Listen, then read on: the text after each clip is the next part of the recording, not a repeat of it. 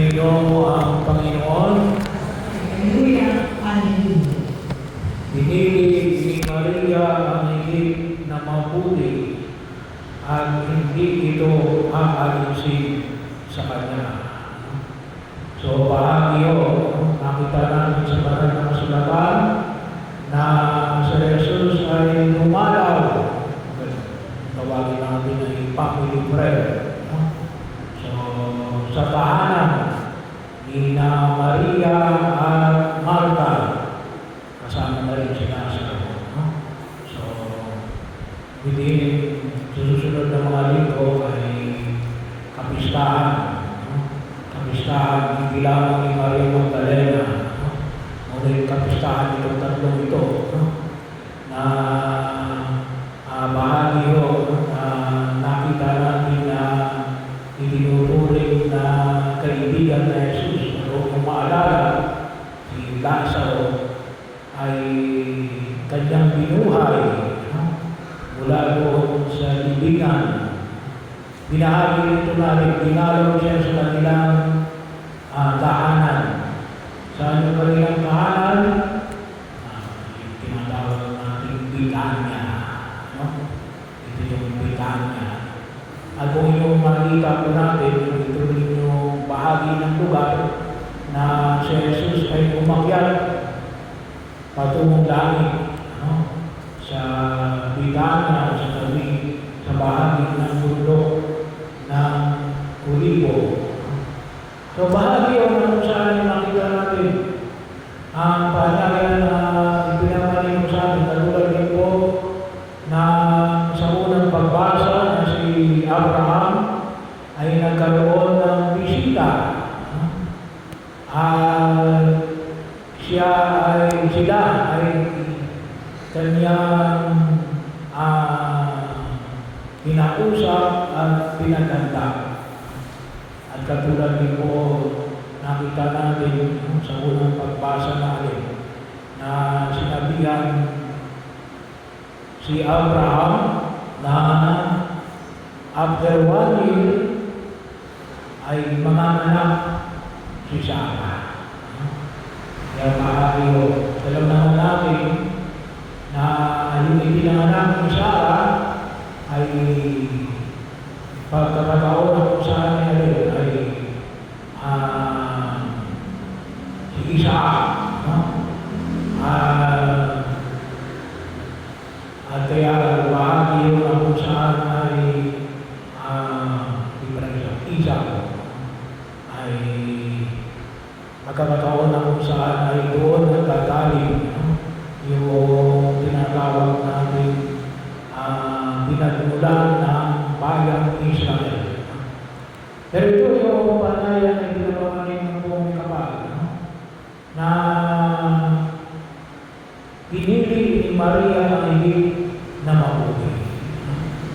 So, panyaya, una, yung tinatawag natin pagpili. Napakahalaga yung pagpili. Mahirap ang mamili. Ay hindi lang ako sa mga pamili.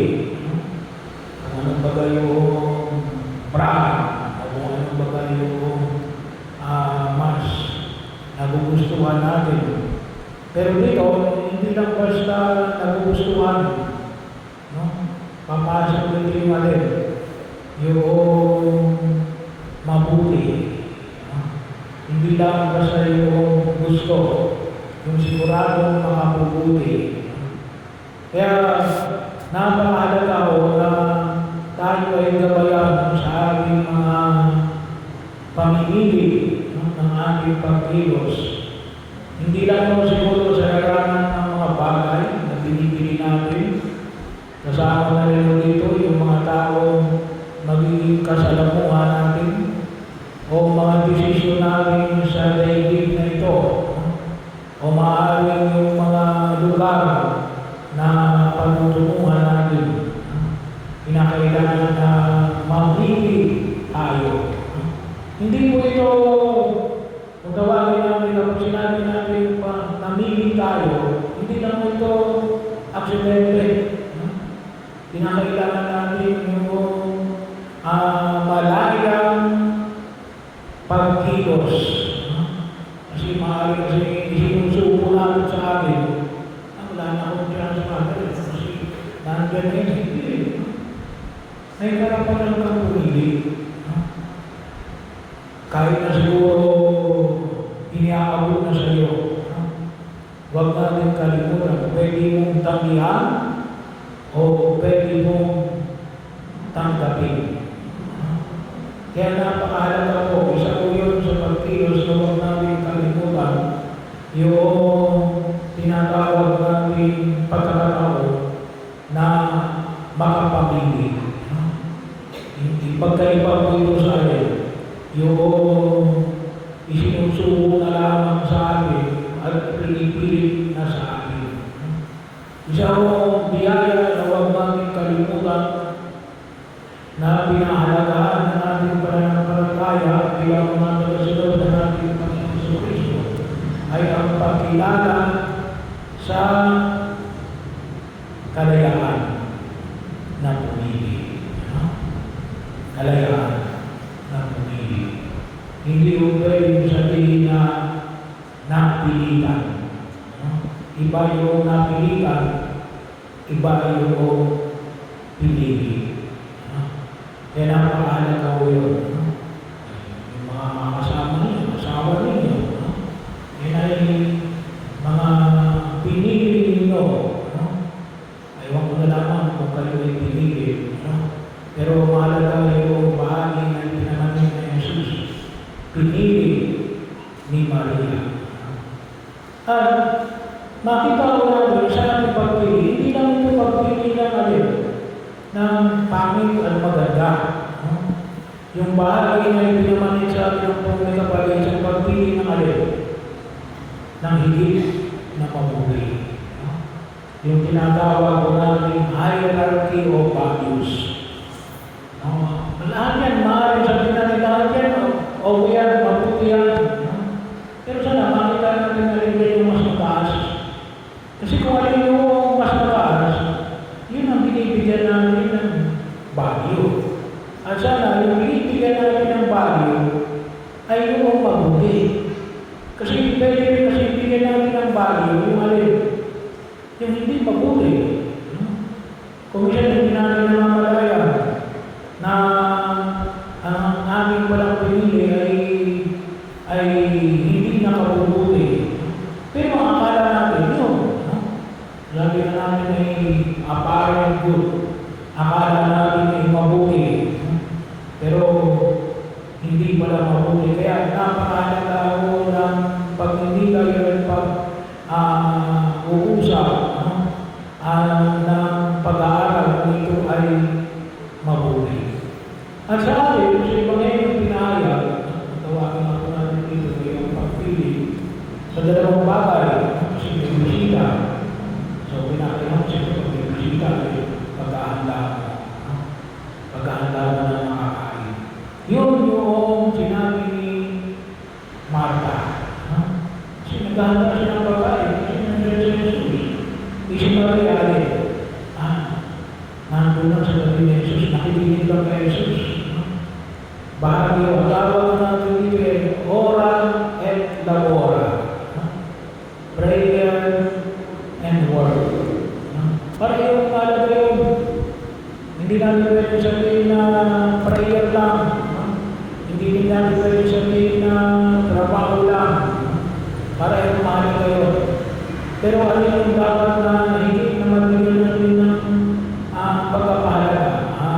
Yun ang sabi ni Jesus. Pinili ni Maria ang higit na mabuti. Bahagi ho na kung saan ay hindi lang kung ano yung higit na gusto niya. Magkaiba po yung mabuti, iba po yung gusto. Kasi kung minsan meron tayo gusto, hindi naman nakakabuti. So, gusto lang ni Maria natin na tulungan siya. Pero para sa Panginoon, hindi na makakabuti. Kausapin mo ako. Bisita mo ako eh. Kumisyan mo tayo kapag tayo may mga ape na nakausap pa natin lahat ng ating mga bisita.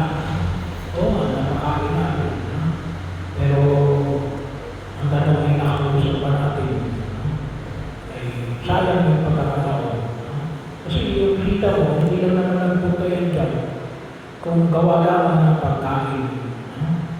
At kung sakali man yung bisita, malagpunta lamang sa pagkain na siguro ay hindi na pinili, hindi na mabuti, hindi dapat nakakausap rin kung kanilang ibahan, kahit pa paano. Kasi kung tusin, yun ang hindi na mahalaga eh. No?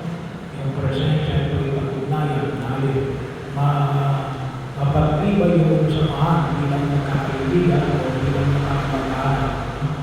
Yan ang mga nagkaroon na kung saan yung makikita natin yun. So, yung kahalagahan ng pag-ibig at yung kahalagahan ng pagtingin kung alin yung tinatawag natin mas mataas na magpapahalaga at kung alin yung mas mataas na makabubuti. Kung ano yung mataas na makabubuti. At kung paano kung may kapaligay ay sana katulad ni Maria, mapili natin yung hindi na mabuti. Kasi baka mamaya, trabaho tayo ng trabaho, hindi naman pala yung pinagagawa sa atin. Kaya bahagi yun. No? Bakit natin, paano natin malalaman kung yung pinagagawa sa atin? Baka hindi natin nakakausap. Ang akala lang natin, ito yung pinagagawa sa atin. Pero hindi natin namamalayan natin, ito pala yung gusto magawa sa atin. Marami na ba yung trabaho? Pero hindi naman yun ang dapat namin bigyan ng diin kasi hindi yun ang nais na Jesus. Nabigyan natin ng pagkakalaga. Kaya kung minsan ay nawawala tayo sa tamang pagtugon natin sa panawagan ng ating Panginoong Jesucristo.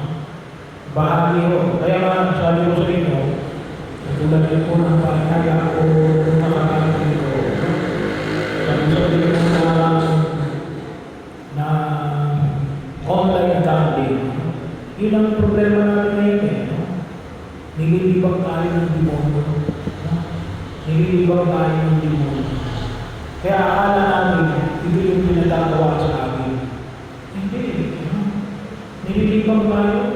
Kaya kung minsan, pumapalpak yung pagkilos natin. Kasi bakit kulang tayo sa pagkipag-ugnayan sa Diyos. Nakakalimutan natin kausapin ang Diyos. Sigurado ko kasi kapag nakakausap natin ang Diyos, pag-ipag-ugnayan natin sa Kanya, hindi niya ituturo sa atin yung nais niya ipagawa sa atin. Kung talaga nakakausap natin ang Diyos sa ating mga panalangin, ay sigurado natin, bibigyan tayo ng inspirasyon at paggabay ng buong may kapal. Kaya yung masabi ni Jesus kay Martha, pinili ni Maria ang higit na mabuti at hindi ito aalisin